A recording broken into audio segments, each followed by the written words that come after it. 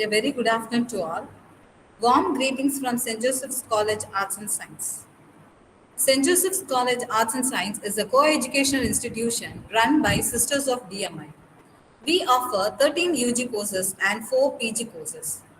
On behalf of St. Joseph's Academy, St. Joseph's College Arts and Science, I welcome you all for the 1 week FDP on research methodology and pedagogy of writing research papers. Let us start the session with the prayer. I welcome Ms. Tamilisai, Assistant Professor, Department of Maths, to do the prayer. Prayer. In the name of the Father, and of the Son, and of the Holy Spirit. Amen. Heavenly Father, with the blessings, we come to sixth day of the FDP, asking for your guidance, wisdom, and support as we be behind this meeting. Help us to encourage in meaningful discussion. Bless each of our minds with a strong concern for the topics to be discussed at our meeting. Help us to view topics with clarity and remind all of us to use. Fill us with your grace to make right decisions that might help the students, staff, and faculty of in this place. We ask this thing in your name. Amen.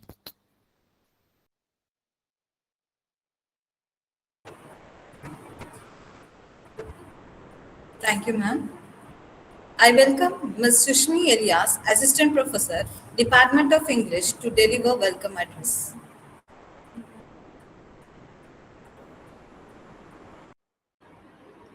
A very good afternoon, all. On behalf of St. Joseph's Academy, I'm Sushmi Elias, Assistant Professor, Department of English. Welcome you all for this 1 week faculty development program on research methodology and pedagogy of writing research papers. The main objective of this program is to enrich the research thrust among faculty fraternities. So it's my pleasure to invite today's resource person, Mr. R. Gautam, Research Scholar, Department of Commerce, SRM Institute of Science and Technology, Chennai.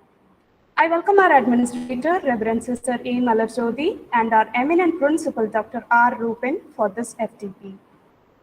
Also, I welcome the teaching fraternities, professors, research scholars for this program. I hope you all will enhance your research ideas through this FTP. So once again, I welcome you all for the day 6 FTP. Thank you.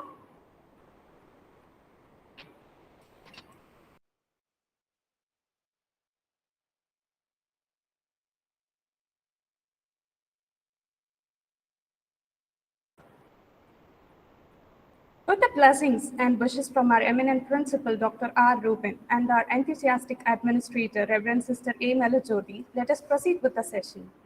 I invite Ms. Archana, Assistant Professor, PG Department of Commerce, to welcome our day 6 resource person, Mr. R. Gautam. Mr. R. Gautam is currently pursuing his doctorate of philosophy in the Department of Commerce at SRM Institute of Science and Technology, Tamil Nadu, India. He has also worked as an assistant professor in Madras Christian College during 2018-19. He is also qualified UGC NTA NET examination for assistant professor in commerce. His teaching interests include accounting, finance, and management. At the young age of 25, he has more than 30 publications, most of which are listed in UGC journals in India. Further, he had also served as resource person for webinars and organized various conferences, short-term training programs for students. His works are well recognized with various awards, of which Best Educational and Research Development Service, Young Researcher Award are noteworthy. He also holds a national level record for writing maximum research papers on accounts written and published by individual in India Books of Records. His work are also recognized with best papers and poster awards by premier institutions in India. I welcome you, sir, for this session. Good afternoon to one and all present here. So, before I begin my session, I would like to extend my sincere thanks and gratitude to the management of St. Joseph College of Arts and Science for having created this beautiful opportunity to the academic community by conducting a 1 week FDP. And I also would like to thank uh, my own friend, Dr. Solomon sir, for having introducing me to the SHC College of Arts and Science. So the topic for discussion that has been given to me today is nuances in writing the research article. So let me tell you how this session has been planned. Right, when we talk about nuances, there are so many nuances which an early career researcher or an well-versed researcher they have to keep in mind. But we are going to focus on the core components of writing a research article, right? Which is again integrated with literature review, and we are also going to see something about plagiarism as well. So I think for an early career, for the budding researchers, I think these are the points which they have to really keep in mind. So without wasting your time, let me share my screen and just let me know if my screen is visible. Is my screen visible? Yes, sir, it is visible, Yeah. sir. Thank you so much. So this is the topic. So first of all, we must understand, all right, what is a research article?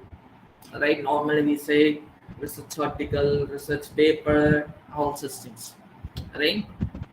Actually, these two are completely different, right? A research paper is something, it's also a research work which you have done, but the only thing is it would have not been published, right? Say for example, you are conducting a research work, you are going to a conference and presenting that work there, then we used to call that a research paper, right? We used to call that research paper. It won't get published anywhere, right? Purely I'm talking about, even in proceedings it is not counted, okay? Just a mere presentation, right?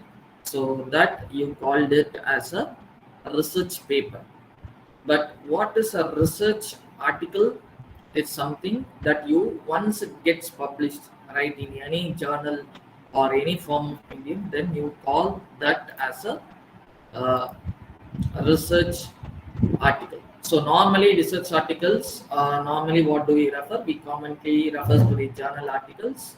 So they are basically new work, and normally all your research articles are considered as the primary literature, and that's why, right, research article is very much important for for an early career researcher. How you are going to structure your article, it's very much important. So this is the very common thing which everyone, I hope we know, right? When you want to structure your research article, the four-letter word which you have to keep in mind is your IMRD, right? The four-letter word which you have to keep in mind is your IMRD, which is nothing but introduction, uh, materials and methods, results, and discussion. Right. So these are the four main areas, which the four key letter words you have to keep in mind when you are planning about your research article. Right. IMRD: introduction, materials and methods, results, and discussion. So what you have to include in introduction, right? Just a second. Just a second.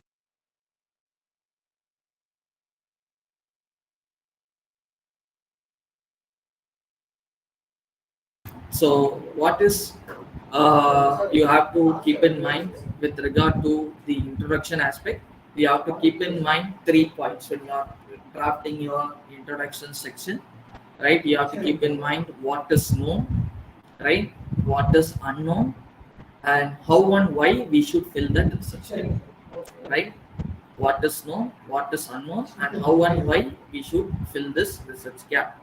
So that is the thing you have to keep in mind while you are conducting, while you are writing your introduction part of your research article, right? So what is known, right? What are the points you have to keep in mind, right? Avoid stating background information that is too broad in nature. So don't overstate about the background of your study, right? You should not too much talks about, right, what is there as the background information, right? Yes, of course, you need to specify the background of the study, but what is required, right? What is required is that stated in a precise way. It should not be either overstated or it should not be either understated. So that you should always keep in mind, right? Make sure that you cite all the sources for the background information. This is like another important point. If you take many elsewhere, Scopus journals, all those things, right? If you take into considerations those journals, you find every line you find one in-text citations which has been there, right? If you take any elsewhere or Scopus journals, you find each and every line you find one citations coming up, or for every 3 line there will be a citation, right? So make sure that you cite each and every background of your information, right? Because introduction, right, we might casually talk introduction is a very simple thing, but introduction plays a very important role, right? It plays a very crucial role in making the readers understand what you have done in your system, right? If I understand the background of your research topic, then I would say, right, I have done the most of the part, right?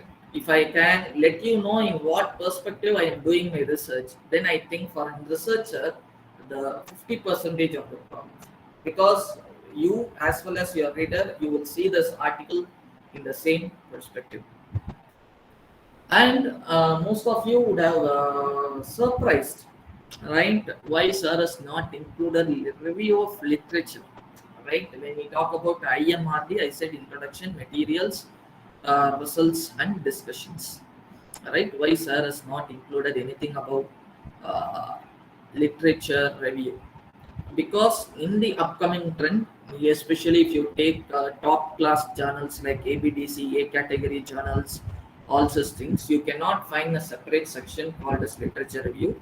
Instead, they incorporate whatever you are trying to say in the literature review in the introduction part itself. That's why when I showed you the introduction part, I showed you, right, 3 things. You have to tell what is known. That's where we talk about the literature review. We say these are all the things which has been done in the past in my research study, right? Done in my past in my research study. Then you will say what is unknown, right? What has been literally not taught. So you have to include your primary literature that supports your current base of knowledge. That is also very equally important. But kindly remember one point: when you are going for a literature review, of course, in the future part of this lecture, we are going to see about literature review also, right? Make sure, right? Be sure that your literature is latest one, right? So my suggestion: don't go beyond 10 years unless there is a need. Unless there is a need, right? If you want to trace back the origin, right, put it in a form of a theoretical background rather than coming it in the form of literature review aspect, right? Include last 5 years, last 10 years, you can go up to 10 years. That is well and good. Otherwise, it is not strongly recommended to go for an old literature, right? Because subsequent literatures, there are chances that might have disproved the existing literatures. So in that case, when one particular literature is going to disprove, you cannot bring them back in your study. So what is known, please be careful with regard to the literature.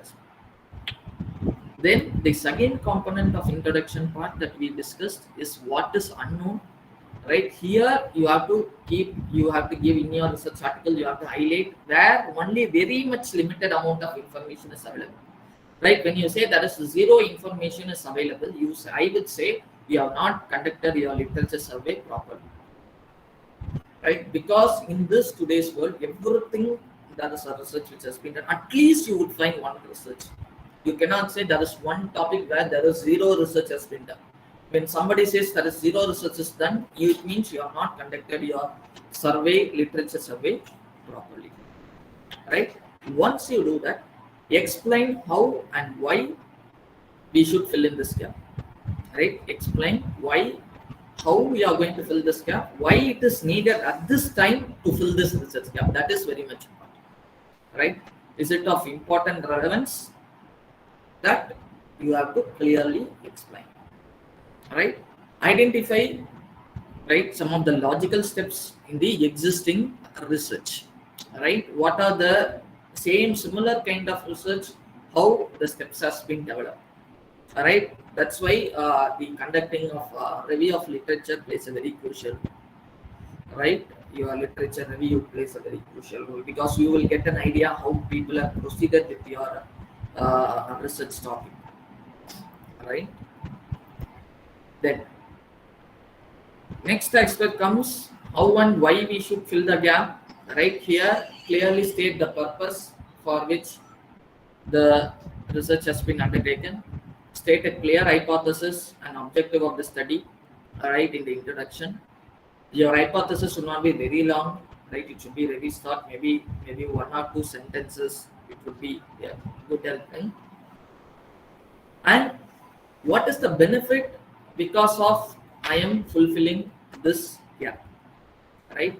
What is the benefit I am going to get by fulfilling this gap, and what is the reader, right, that is going to gain by fulfilling your research gap? Right? What is the thing that the researcher is going to gain out of by fulfilling this research gap? How he is going to, how the reader is going to benefit? That you should always keep in mind. Right? Tomorrow, a very common person will ask you. Right? I have faced such kinds of situation. Right? Few days back, I had a webinar and I was sharing my flyer in my social media platform. Right? So at that, it was related to IPRs.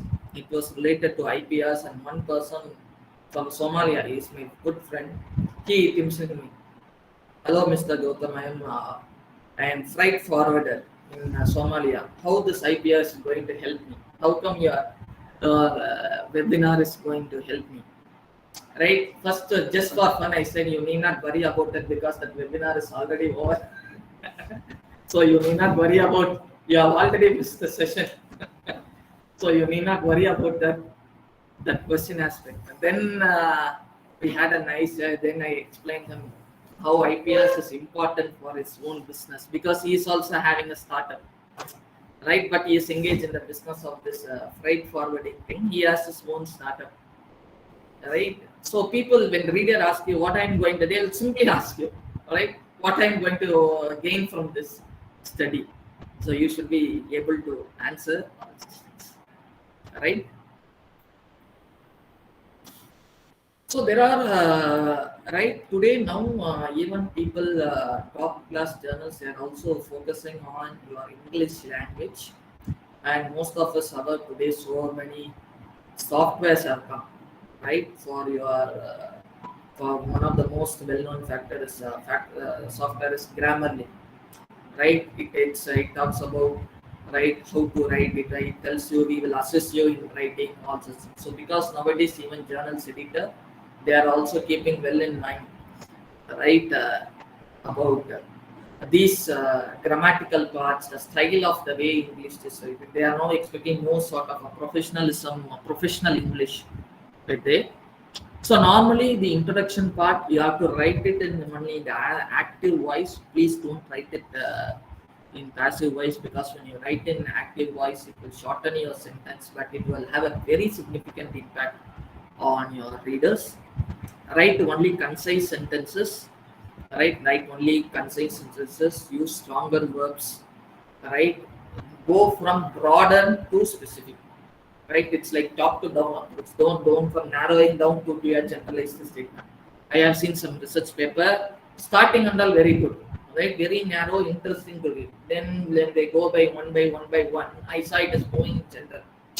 So please don't follow that approach. Start from a broad area, narrow it down, and concise it, right? So you can, that's what I said, for everything you support with your sources, right? You take any Scopus indexed papers, if you see, right, every line you would find one index citation, or at least for one, so one every 3 line there will be one index citation, right, in the introduction part itself, I'm telling you. So that sort of move from broader to specific, that would help you to better move further, right? So now let's look something deeper into the literature review aspect, right? What is a literature review? It's nothing but, right, you collect actually certain documents, whether it is unpublished or published, relating to your topic of the study, right? Why you do that? You just wanted to know what it has been done previously in that your area of interest and what's new that you are going to do. All right, so that is basically, we call it as a literature review. So why this literature review is being conducted? It provides you insight into your previous work. We come to know what and all has been done previously in my research work, what has not been done in that area, all those things you know. You, through literature, you can strongly establish the background of your study, right? Through literature, you can easily establish the background of your study. You can extract and synthesize main findings, and you can also describe the proposed study. You can also describe the proposed study. You can give a description of your proposed study with the support of your literature, right? And today, if you see, this literature review itself has become one full research article. What they now call it as a review article. Right now, in current trend, these articles are widely accepted by journals. If you are looking for fast acceptance, then you are always recommended to write a review paper. But writing a review paper is a very tedious task compared to a research paper. You can write a research paper much faster than writing a review paper, right? Because many quality journals, they are inviting review papers where they do something called as SLR, right? Systematic literature review. They take 100 to 400 articles. They do something with analysis, inclusion, exclusion. So many things are there, but really interesting. So literature plays a very crucial role. So what are the two kinds of literature review? Basically, we have two kinds of literature review. One is a standalone review, another one is a systematic review.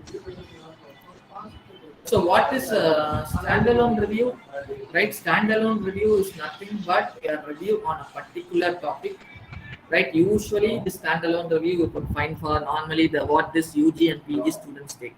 Right, if you ask them to do a project on literature for your PG students, they will specifically, if the topic is customer satisfaction on, right, dairy milk chocolates, they will go and search what are the studies related done to customer satisfaction of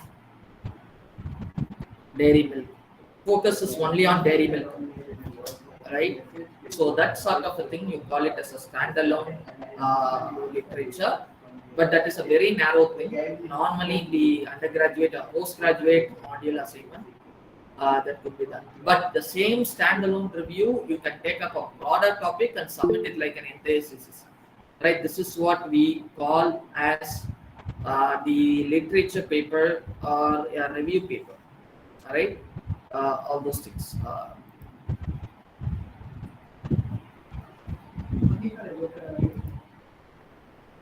Yes, we will retain the question and answer at the end. Please note down, if you have any sort of questions, please keep it with you. We will do it at the end. All right. So that is in standalone review. Then you have something called as a systematic review, right? Where we this is what the common thing which you find today in most of the research article form. They call this as a review article, right? Where they synthesize finding from sizable number of independent studies related to your topic, and they come out with something new through the literature itself. Right, so that is called as a systematic review, or what they call as a systematic literature review, SLR. Right. So, but for systematic literature review, you need to have proper sufficient document.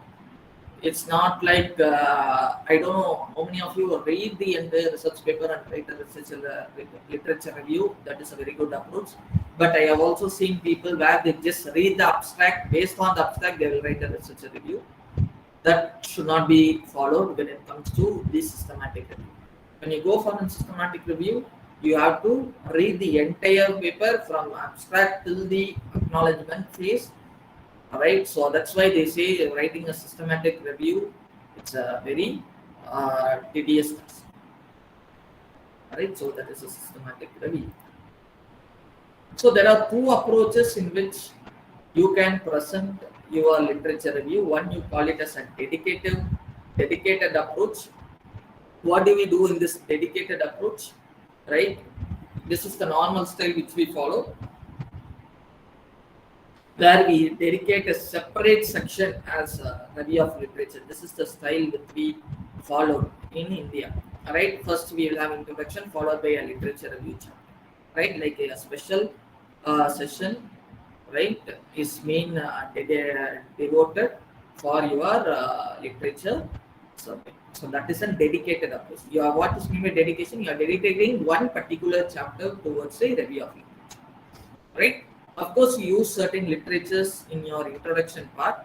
At the same time, you do the same thing here also. You specifically dedicate a chapter.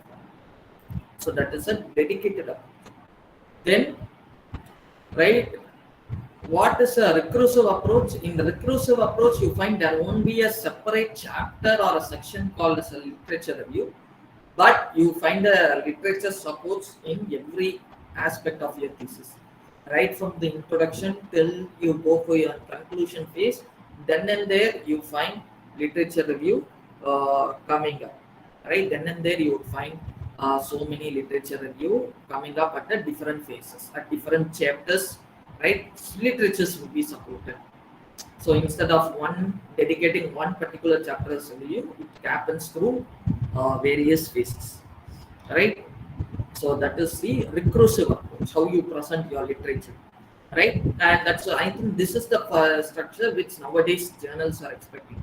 Right, that's why they follow IMRD approach.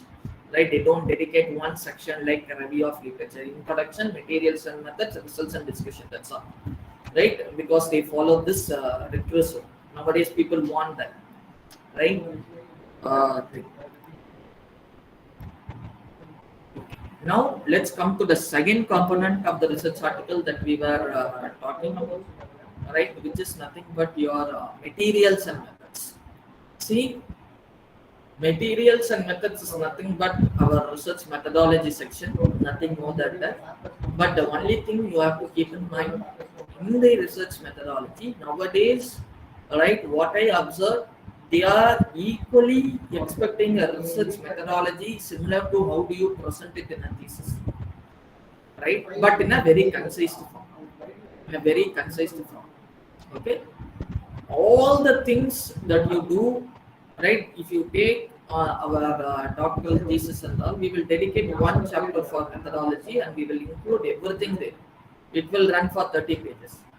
That 30 pages, you have to consolidate into at least a 1 page or at least within an half a page depending upon the journal's guidelines under materials and methods. So that is a very important thing. Another important thing in the materials and methods sections which the early career researchers have to focus upon, you should not explain a research method or a research design which is already well established. See, you need not go and explain the editor what is a descriptive research design. You need not go and explain the editor of the journal about what is an experiment design. Everyone knows. Right? These are already well established research designs which are already over there, right? Which you can focus on, which you can insist on. Right? So when you are writing your research in materials, let's start with the general information and then move to specific experiment. Right? That's why I say maybe you can start like this research work is descriptive in nature. Then start explaining under descriptive research there are so many things which are there under descriptive research. Then narrow down. Right? So move from general to specific, and whatever that you did as a method, you adopt the same. You explain the same here also.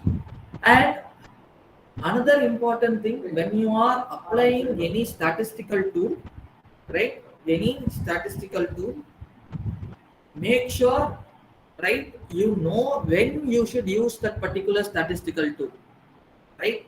Because there are certain tools, right? There are certain tools which requires minimum sample size. It should be there. It's a rule. You and I cannot change, right?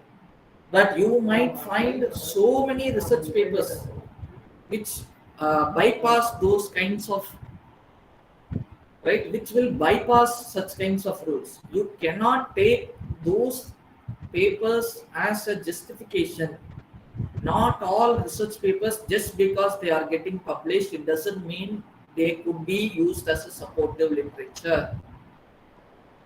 You can talk with any editor. You ask them, right? I know a well-known person, right? He normally says, sir, yeah, we will look out for what is the journal selection criteria of the researcher, right? See, if you are, there are certain young researchers, early career researchers who are new to this research arena. When they enter into this research arena, you cannot expect them to have a highly specialized knowledge. So because of the lack of knowledge, they would have proceeded with some paper which bypasses certain rules, established standards. So you cannot say so and so has done like that, so I am also doing like that. That itself is a garbage, and you are telling I am following that garbage. Right? Please don't do that. Right? Please don't do that. Right? If you are I am telling you, right? I am telling you, right? You write a research article. After 10 years, you see, you will laugh at your own research paper. This will happen for you all, definitely. Right? Because research is a continuous journey. It's not like a one-time journey where you master everything. That is not research. Research is like an ocean. Right? Even if you ask me, after 10 years, if in 2032, I will see my own research paper which I wrote in 2022, I will laugh, definitely. Why I am telling this? The industry is changing. Right now, to be honest, we are moving towards more ethical research. Right? I don't know how many of you are aware. Nowadays, journals are asking your data. I don't know how many of you are aware. Right? When they have something called as OJS, Open Journal System, through which only you have to submit your papers. And in that, they are asking you, you said you have collected 200 data, 300 data. Give me the data file. Give me the data file. Share the data file. They are all asking. They are asking your evidence. You take international papers, because I got an opportunity to serve as a session chair for an international thing 2 days ago. Right? For everything, I'm talking in international context. Right? That paper presenter, not all the day. Everything they are supporting with the scientific evidences. Everything they say, for example, I have collected 200 responses, means they are showing you a Google form response sheet. Responses showing, because it was really interesting. It was a very wonderful exposure for me to chair that session. Right? And one person also got it, because he said 50 as sample. But in the scientific evidence, I saw a 3-digit number in the responses. So when the question and answers come, I asked him, you said only 50. You said simple random sampling. Right? At that time also, I didn't corner him, because I don't have a habit of cornering people. What I said, in your evidence, you said your sample size is 50. But in your evidences, I saw a 3-digit number, probably I thought I could see it is like 209 responses. I just asked them, you said it's a simple random sampling which you have followed. You explain me from the 2009 how you randomly selected 50. Right?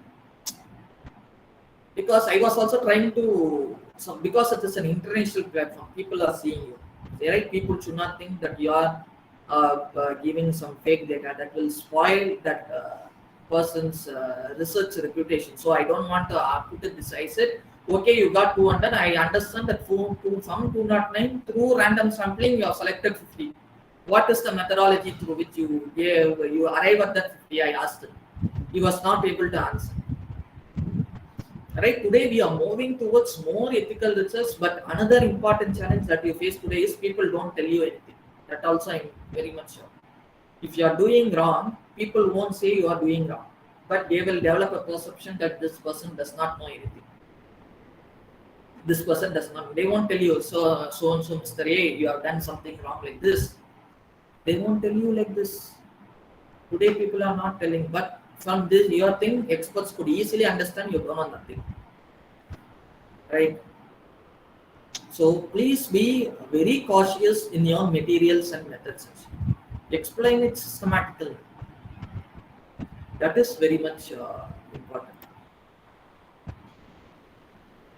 Then always include citations for procedures that has been previously adopted, especially in scientific research. This usually happens. Right, in experimental designs, you are followed the same model you are trying to adopt. Here, cite it, it's not your own procedure. Right, there is nothing wrong in adopting the methodology. Okay, certain research methodology is same. Whether I do it, you do it, or somebody else do it, the methodology is same. Describe statistical test as fully as possible. That's what I'm telling again and again. Understand the statistical test, understand when you should use it, when you should not use it. Right? So don't just go for statistical test just for a fancy thing. I also doing advanced. Like that. Not like that. People won't ask you anything, but people know. Right? People know that. Right? But they don't want to demotivate you. That's it. Right? So avoid discussing pros and cons. You are not here to do a SWOT analysis in your research paper. Don't say these are the positives, these are the negatives. This is not the way for you to do with it. Right? If you are scientific, if you are a scientific researcher, if you are from sciences, list the equipments that you have used. Right? Don't talk so much, explain about that equipment which are used. All this. So this is what few things. Methodology, you have to be really aware, right? Especially when you are targeting a high quality journal, right? Right? Because I have seen many things, even in my own experience when I was starting, I could say your topic, everything is innovative, sir, but the methodological aspect we are least satisfied. That's what the review I got in my early career. Topic is innovative, everything perfect, sir. Methodological part, we are not satisfied. So materials and methods is another area where you have to really focus upon the core aspects. Coming to results part, right? Normally results and discussions come together. Very few papers you will find results giving us a separate section, discussion coming as a separate section. Right, results and discussion session is nothing but a rephrased version of your data analysis and interpretation. Right, in the results section, make sure that you present the data in tables and charts and graphs. Right, don't include figures everywhere. Only if that particular thing demands, right, a picture. Compared to a table, a picture will give a very easy understanding. Then only use the pictures, figures. Otherwise, no need.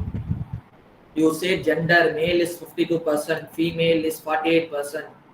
Right? From the table itself, it is very clear to me. From the table itself, it is very much clear to me. Right? From the table, it is very much clear to me. So you need not separately show me a pie diagram showing that this is 52%, this is 48%. My God, I can see that table and I can easily understand. Alright. So if you are going to use charts or graph, please make sure, yes, it is demanding. Compared to your table, this chart will further explain what I am trying to communicate in a very easy manner, well and good. Right? A contextual analysis of data should be done. Very much important. Right? It is not just like you explain the values in there in your statistical or your data.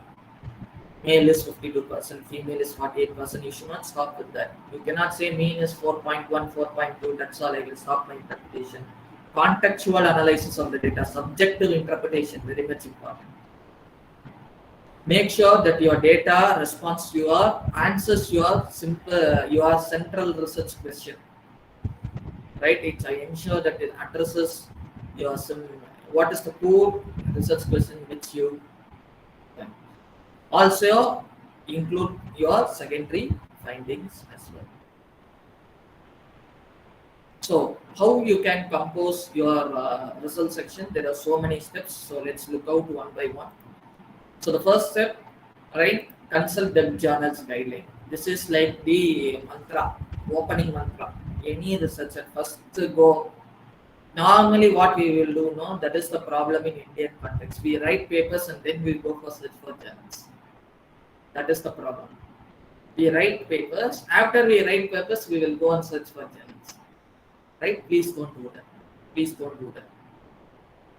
Select the journal which you want to write for.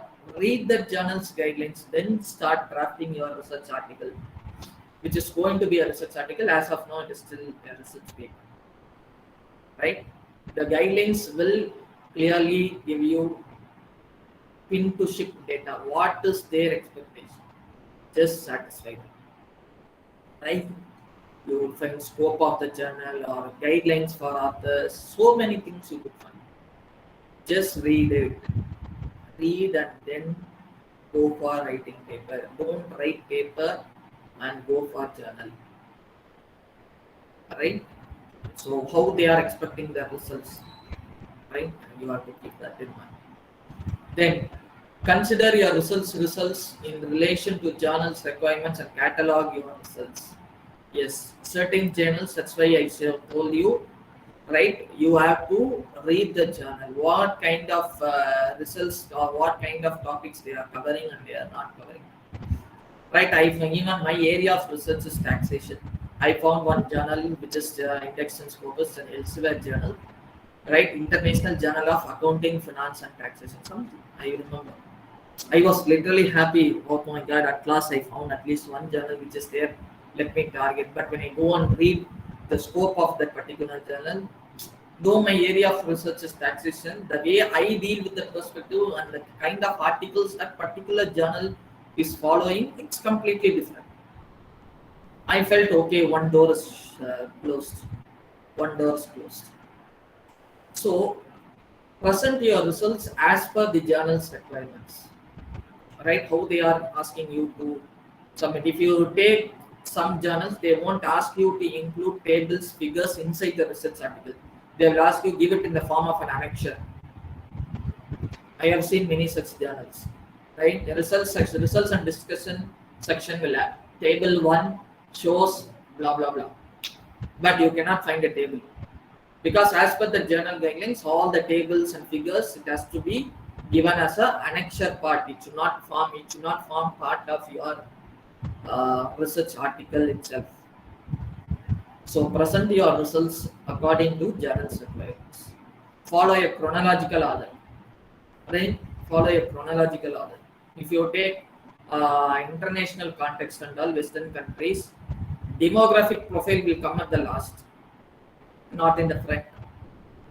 Not in the front. Even in the questionnaire, what they suggest is include all your demographics at the last, not in the front. Right? Few countries. So it's again, we cannot say them as long. It's upon in every country we have a different style and mechanism of following. That's okay. So read the guideline and give it accordingly. Right? They, right? Design figures and tables to present and illustrate your data, which means don't put any sort of table which is of irrelevance. It's not at all would be relevant. Please avoid such kinds of tables and figures in your diagrams in research article. See, there is a very famous quote which always I used to keep in mind, right? It was which I was really impressed with that quote, which says, right? If you are intelligent, you will do what you love, right? If you are intelligent, you will do what you love. But if you are genius, you will do what is just needed, right? If you are genius, you will do what is just needed. Same logic applies even in your results and discussion, even in your research articles also, right? Give what is needed to answer your research, central research idea or central research question. Don't beat around the bush. Don't beat around the bush. Beating around the bush, all those things we can do it in thesis because of the page requirements that we are having. Right? That too, if you take many IIM, IIT thesis, the thesis numbers itself is ranges, thesis pages itself ranges between 100 to 150. Thesis is over. Right? There you can do. But when it comes to you design your data, you design your tables and figures that illustrates your data. Nothing more than that. Don't go beyond such kind of a thing. Then draft your result section using the findings and figures you have organized, which is very much important. And always you have to write it in the past tense and in an active voice, right? Because these are the results which you have already generated. It's not like in your front experiment is happening and you are simultaneously writing a research article. It has already generated. So you have to talk in only in the past tense, not in the present tense or future tense, right?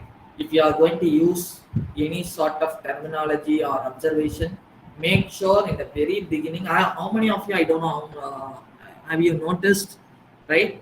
Many article which says from here onwards, this particular term will be addressed with this abbreviation only, they would have said. I have seen in many tax papers which I have seen. Okay, in the initial phase, they would have talked like goods and services times, but from here onwards, this particular phrase it would be addressed as GST. In the very beginning, they would have given the expansion abbreviation.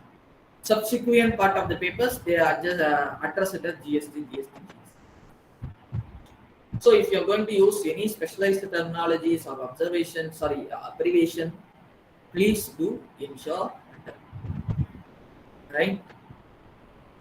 So that is always there. Review your draft, right? Review your draft, edit and revise until you feel that results are exactly as per your thing. And kindly remember, you are writing for the readers. So tomorrow, when you publish the paper, there should be somebody who should read your article. And that's why I say selection of journal is a very important factor. Through my personal experience itself, I have found many such things. Right? Select a right journal.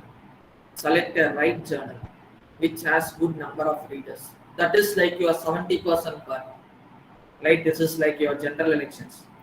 Right, like the recent local body elections. Okay, right? Yeah, 70% of the vote goes for the performance of the government. Maybe a 30% of vote goes for the candidates rather than the parties, right? So we are in the 70% part. We are not talking about the 30% part, right? That 30% part is also there, where journalists are very weak journal. But it will fetch n number of citations because the article matters. That falls under 30% category. What falls under 70% category is the very common thing. So obviously, at the end user, I am going to be an end user of your research paper. So when I read your article, I should feel interesting, right? I encountered such situations in my life. Right, I was standing for a college bus. Unfortunately, I was reading the research paper standing on the road, and my college bus was waiting for 15 minutes. Then somebody called me, Gautam, what you are doing? Right? And on that day I decided when I'm going to board a college bus, I should not read a research paper. Because I was reading I was inside that paper. Such an interesting article. Right? So such amount of readings, right? Your research paper should be. So keep that in mind as well. So in the discussion part, give the proper interpretation, right? Your interpretations can be supported from, again, here in the discussion part, you can take the support of the literature. Don't say, right, I have got this result, I have got this as significant, the same was discussed in that particular paper. Then I will ask you, for what purpose you are doing this research? You already say there is one paper which says there is a significant relationship between gender and purchase decision, and you are showing me there is a significant relationship between gender and purchase decision, which was, and you cite happily telling I am citing past literature to support my data, right? You have to use the literature support to substantiate your point, not to tell the same finding only I have got now. Then what is their novelty for your research paper? Nothing is there, right? Nothing is there, right? Supportive evidence you can take, but not the, sir, that study I got the same results, sir, now also I am getting the same results, sir.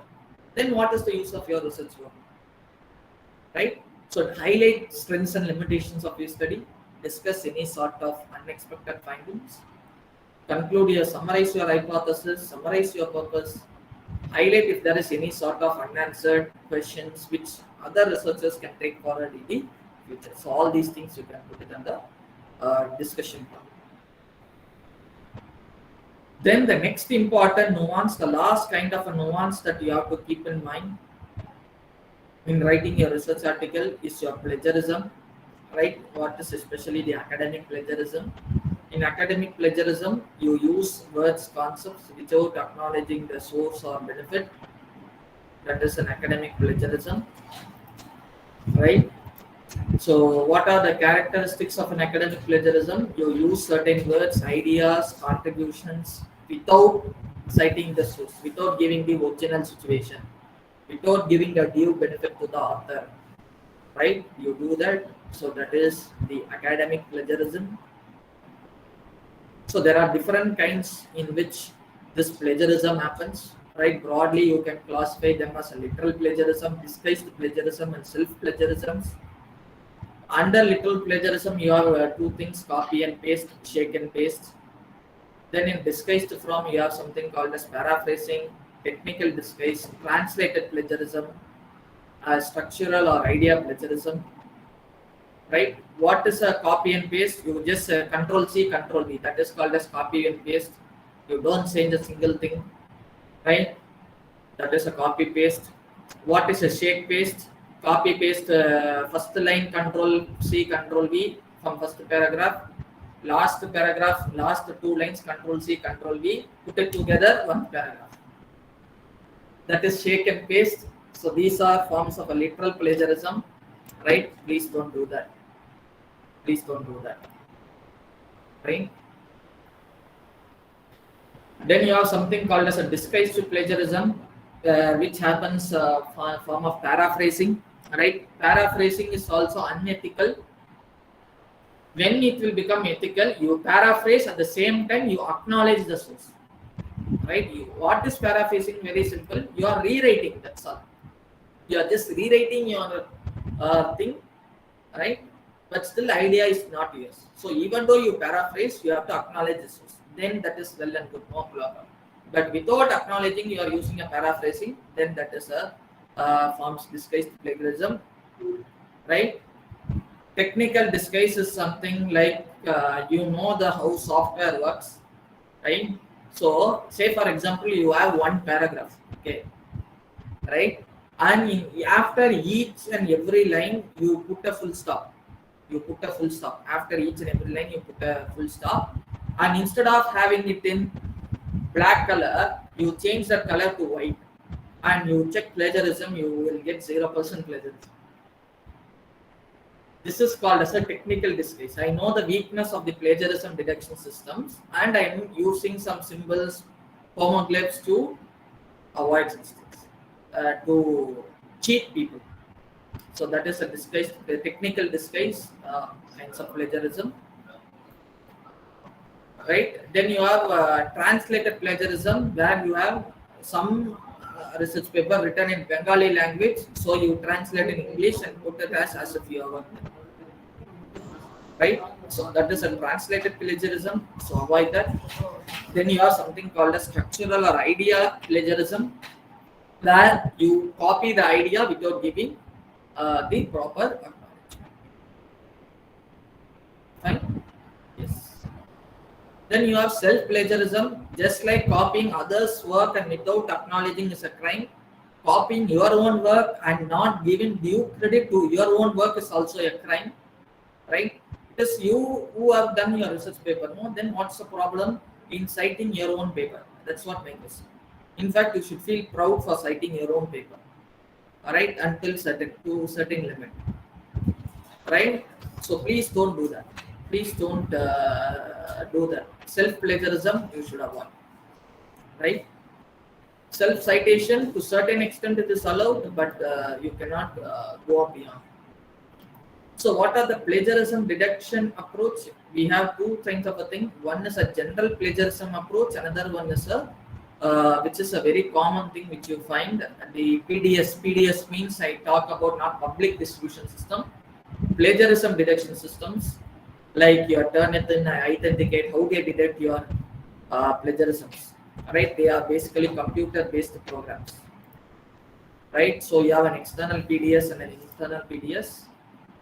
So an external PDS compares your document with a reference it has been having in its repository, and based on the certain documentation model, it compares your article with that of the other thing, and it will detect you the plagiarism. Then internal plagiarism is nothing but it does not compare with that of the other document. It tests your linguistic features of a text. Same idea you are repeating 2 times, 3 times. First active voice, next passive voice, first past tense, then future tense. The idea is going to be same. That is also that's what they do in intrinsic or internal PDS, and that's why even you say in UGC guidelines they said 14 consecutive terms is allowed, right? Regulations of UGC plagiarism, they say consecutive word 14 words is allowed. So such kind of a thing you call it as intrinsic PDS, right? So how this these kinds of software works, right? So they begin with retrieval base, they apply something called as heuristics, right? So then these software we are restrictive examination. If they find false positive is nothing but, right? You say it as true positive. True positive means one more idea. False positive means some other else idea, you are questioning it as new idea. So that would be deducted. If you are false positive of yes, then the reviewer will manually scrutiny your report. If it is no, plagiarism won't be deducted, and it would be right. So this is the stages in which this process works, right? First, every software they have on their documentation models which has been programmed. Those things will be first compared. Your document will be compared with those documentation models, and once that is done, they will look out for whether a single deduction approach is to be needed or multiple combination approach is needed. The software will depend upon the kind of plagiarism that you have committed, and based on which it will eliminate all the false. So eliminate false all the mean, it will show you these are all the plagiarized area. It will highlight no, if you are seeing you turn it in green color, red color, blue color, all these things, right? So that is, so fingerprinting is one of the widely used approach. Another widely used approach in plagiarism deduction, where in this diagram they have clearly explained. All right, this is how within the software how this plagiarism happens work. Your sentence would be divided into different dimensions, right? What they call it as strings. A major sentence follow the substrings, and this is how your data will follow. First sentence, it will assign a code 0, 0. Second thing 0, 1. Third sentence, if it is similar to the first one, then it will arrow mark. Similar to, it won't assign any number. It is like similar to 0, 0. So this is how the software works. The fingerprinting mechanism works in your research, right? In plagiarism detection. So you have also something called as Sylometry, which is a statistical way of analyzing the author's writing, right? But very complicated technology, very few uses, where they compare existing document is tested, then similar kind of study by different authors has been tested, then again first results, second results, both compared, style of writing is analyzed, and then the plagiarism is being checked, right? So all such things are there. So what are the UGC regulations for your plagiarism, which most of you should be aware, right? UGC came up with the Universities Grants Commission, right? Promotion of academic integrity and prevention of plagiarism in higher educational institution regulation 2018. It talks about your plagiarism and how to deal with plagiarism. The major objective behind this idea is that we all know the statistics which was coming up, where so many articles are plagiarism coming from India, blah blah blah, right? So the UGC wants to empower the researchers and academic community about proper conduct of research, academic integrity, educational training, and develop systems for to use ethical research practices, right? So similarity checks which are excluded, right? Quotes reproduced, reference, bibliography, table of contents, generic law terms, all these are excluded from your similarity checks. So levels, how the UGC classifies the levels of plagiarism. Similarities up to 10%, it is allowed. 10 to 40%, they call it as living, right? They call it as 1%, right? 40 to 62%, and similarity above 60, it is 3%, right? So what is the penalty? It is going to up to 10% in case of thesis and dissertation, minus similarity. Sir? Yes, madam. Sorry for the interruption, sir. It's almost time, sir. Just few minutes I will complete, madam. Okay, sir. Okay. Yeah, thank you, sir. So minor similarities, no penalties. If it's going to be between 10 to 40%, right, the person will not be allowed to submit the thesis for a period of 6 months. If it is going to be 40 to 60%, right, revised manuscript should be submitted within 1 year. If it's going to be more than 60%, its registration itself is going to be cancelled. If you are going to repeat the plagiarism again and again, every now and then you are given a chance. After 1 year you are submitting, still the plagiarism is going to be higher. The punishment will be operative. Further intensive punishments will be operative. Right? Say for example, you have already obtained a degree, after which they find there is something plagiarism, then the institution has the right to withdraw the degree that you have got. In case of research publications, right, it is up to 10%, same minor similarities, 10 to 40, they will ask you to withdraw the manuscript. 40 to 60%, withdraw manuscript. Annual increment is cut for the research supervisor, right? He may not be allowed to supervise any master or MPhil candidates, right? If it is going to be above 60%, right, he may not be allowed even to supervise candidates also. So again, if the same is going to be repeated, higher education institution can decide how intensive the permission can go. Right? If you have obtained any increments or incentives for the research work which is plagiarized, you may be asked to return those benefits. Right? So any committee in your institution, they should have a DAIP, Departmental Academic Integrity Panel.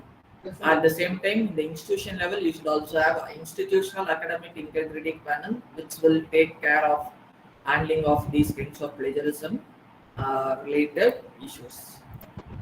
So final conclusions, last tips, right? How you can avoid plagiarism?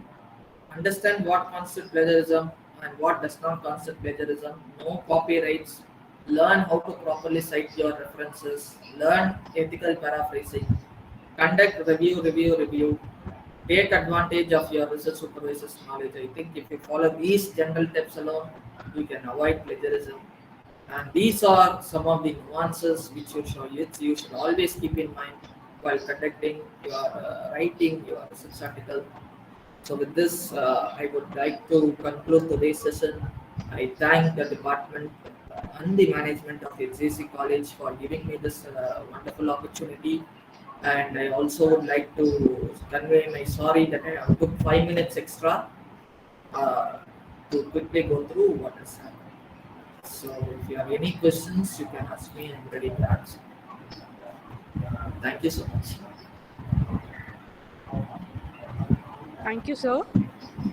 Participants, if you have any questions, please do raise your questions. You can even post your questions in the chat box.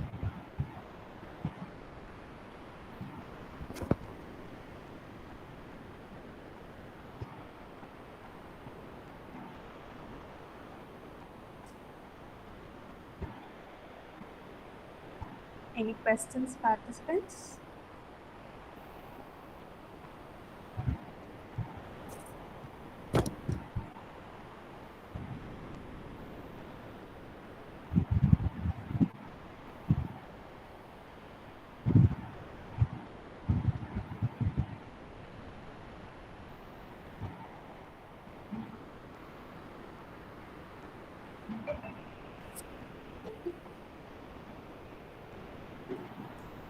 I hope there is no questions, sir.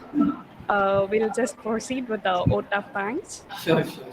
Yeah, sir. Thank you so much. It's time to end the session with a vote of thanks.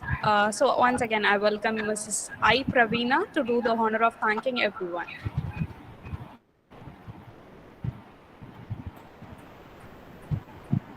It's my privilege to propose the vote of thanks for today's session. To begin with, I thank Almighty for the blessings throughout the day. My heartfelt thanks to our speaker, Mr. R. Gautam, Research Scholar, Department of Commerce, SRM Institute of Science and Technology. You have enhanced our ideas, sir. It's my duty to thank our principal, Dr. R. Ruben, and our administrator, Reverend Sister Malajoti, for their continuous support and encouragement in conducting this program. I thank all the participants and SJC fraternities for your presence and cooperation. My sincere thanks to Department of Visual Communication and Mr. Harish for their technical support. Last but not least, I thank my committee members for providing me to do the honor of thanking everyone. Thank you. So thank you so much. I hope we will meet soon in a different platform with a different topic. Thank you so much. Thank you, sir. Can you please stay online to take a group photo? Sure. Yes, thank you. I request everyone to turn your mic on and camera on for a group photo.